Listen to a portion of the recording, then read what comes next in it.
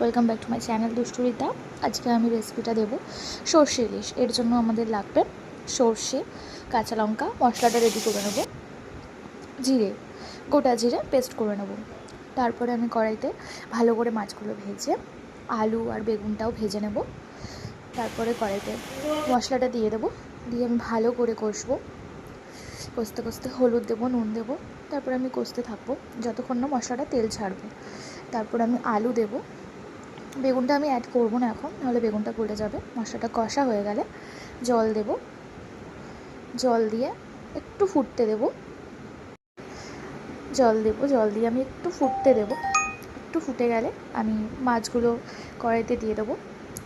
ও sorry, একটা জিনিস আমি বলতে ভুলে গেছি, আমি কাঁচা লঙ্কাটা এখানে মাছটা দেওয়ার আগে অ্যাড করেছিলাম। মাছটা দেবো, তারপর আমি বেগুনটা দিয়ে দেবো। বেগুনটা আমি একদম লাস্টে অ্যাড করব। বেগুনটা অ্যাড করে আমি ভালো করে নেড়ে চেড়ে ঢাকা দিয়ে দেবো। ঢাকা দিয়ে হালকা, খুব বেশি আছে না, মিডিয়াম ফ্লেমে ফুটবে, নাহলে